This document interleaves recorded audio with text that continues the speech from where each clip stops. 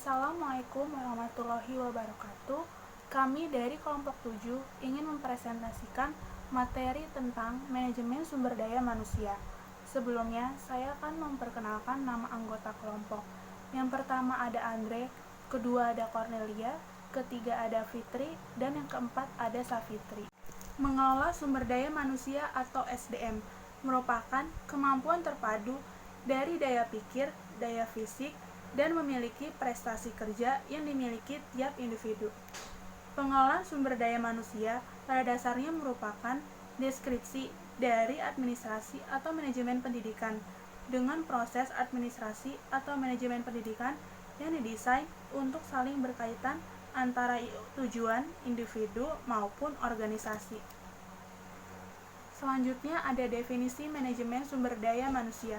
Pengertian dari manajemen sumber daya manusia adalah kegiatan yang mengatur tentang cara pengadaan tenaga kerja, melakukan pengembangan, memberikan kompensasi, integrasi, pemeliharaan, dan pemisahan tenaga kerja melalui proses-proses manajemen dalam rangka mencapai tujuan organisasi. Manajemen SDM ini memberikan arah kepada manajemen organisasi untuk memenuhi baik sasaran organisasi dan kebutuhan karyawannya. Selanjutnya ada peran manajemen sumber daya manusia. Peran manajemen sumber daya manusia terbagi menjadi 3 peran utama, yaitu yang pertama ada peran administrasi MSDM, kedua peran operasional MSDM, dan yang ketiga peran strategis MSDM. Yang pertama, peran administrasi MSDM. Peran administrasi SDM lebih ditekankan pada upaya memproses dan menyimpan catatan. Peran administratif menjadikan SDM sebagai tenaga pencatat saja dan tidak memberikan kontribusi sesuai dengan peran yang sebenarnya. Yang kedua ada peran operasional MSDM. Peran operasional lebih mengacu pada aktivitas-aktivitas penyelenggaraan dan mempersiapkan kebutuhan organisasi terhadap pegawai. Yang ketiga atau yang terakhir ada peran strategis MSDM. Peran strategis menekankan pada kondisi SDM untuk jangka waktu yang panjang guna meningkatkan nilai kompetitif organisasi dalam persaingan usaha. Dengan menyadari pentingnya sumber daya manusia sebagai aset yang berharga bagi organisasi, maka perlu peningkatan peran strategi menjadi suatu keharusan. Assalamualaikum warahmatullahi wabarakatuh. Saya Fitri Handayani dari kelompok materi 7 akan menjelaskan tentang fungsi dan tugas pokok dari manajemen sumber daya manusia. Manajemen sumber daya manusia merupakan sebuah bagian yang sangat penting dalam sebuah perusahaan atau organisasi.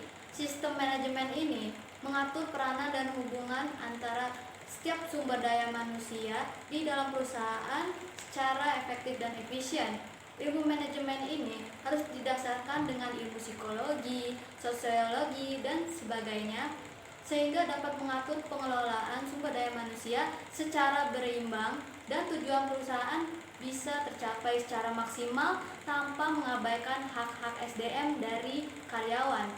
Departemen ini memiliki fungsi yang sangat penting karena merekalah yang mengatur proses perekrutan tenaga kerja, lalu menganalisa kebijakan terkait tenaga kerja, juga mengatur dan merencanakan segala sesuatu yang berkaitan dengan hak dan kewajiban dari setiap SDM atau karyawan. Adapun berbagai tugas dari manajemen ini adalah yang pertama, mendesain struktur dan tugas dalam organisasi. Tugas ini dimulai dengan mengidentifikasi masing-masing pekerjaan dalam perusahaan sesuai keterampilan serta kompetensi dari masing-masing tenaga kerja, sehingga mereka dapat ditempatkan di departemen dan pekerjaan yang tepat. Yang kedua adalah mengorganisasikan sumber daya. Tugas ini bertanggung jawab atas menganalisa kebutuhan akan tenaga kerja, pengadaan karyawan baru, dan juga mengembangkan kemampuan dan orientasi tenaga kerja, serta pemberhentian, pensiun, dan pengunduran diri. Yang ketiga adalah menilai kinerja karyawan. Tugas ini termasuk melakukan monitor dan evaluasi sehingga ditemukan apakah terdapat kemajuan atau justru kemunduran dalam organisasi karena kinerja tersebut. Yang keempat adalah mengembangkan karyawan, yaitu manajemen sumber daya manusia juga mempunyai kewajiban dalam mempersiapkan dan mengadakan pelatihan, pembinaan, dan pendidikan yang dapat meningkatkan potensi dan kemampuan kinerja karyawan. Yang kelima adalah mengatur penghargaan untuk karyawan. Sistem penghargaan ini dapat diberikan dengan cara pemberian insentif tertentu atau pembagian untung yang diberikan berdasarkan kinerja, kontribusi, dan kompetensi. Tanggung jawab ini juga mencakup pemberian bonus hingga insentif pensiun. Assalamualaikum warahmatullahi wabarakatuh. Saya Andri Segara Maputra. Saya akan menjelaskan tentang mengelola kinerja karyawan. Sumber daya manusia adalah faktor yang sangat penting, bahkan tidak bisa dilepaskan bagi sebuah organisasi, baik institusi maupun perusahaan. Sumber daya manusia sebagai penggerak, pemikir, perencanaan untuk mencapai tujuan bagi organisasi atau perusahaan. Perencanaan sumber daya manusia tidak bisa dilakukan asal-asalan, perlu pengarahan dan pengolahan agar sumber daya manusia bisa dioptimalkan. Secara umum dibagi jadi 4 langkah. Yang pertama, memetakan kapasitas sumber daya yang dimiliki oleh organisasi atau perusahaan. Hal ini bertujuan untuk memberikan informasi kepada perusahaan atau organisasi mengenai kemampuan yang dimiliki oleh karyawannya, jumlah karyawan yang aktif, jumlah karyawan yang akan pensiun, atau jumlah karyawan yang akan melakukan peningkatan kinerja dan informasi kepegawaian lainnya. Yang kedua, memperkirakan kebutuhan sumber daya manusia. Hal ini bertujuan untuk mengetahui sumber daya manusia yang sedang membutuhkan pekerjaan dan siap direkrut untuk mempertimbangkan keadaan sumber daya manusia yang kini dimiliki oleh perusahaan. Jadi di tahap ini perusahaan memiliki informasi seberapa banyak karyawan yang dibutuhkan untuk perusahaan akan berkembang ke depan. Kurang lebihnya seperti itu yang saya akan jelaskan. Selebihnya akan dijelaskan oleh rekan saya atau teman saya.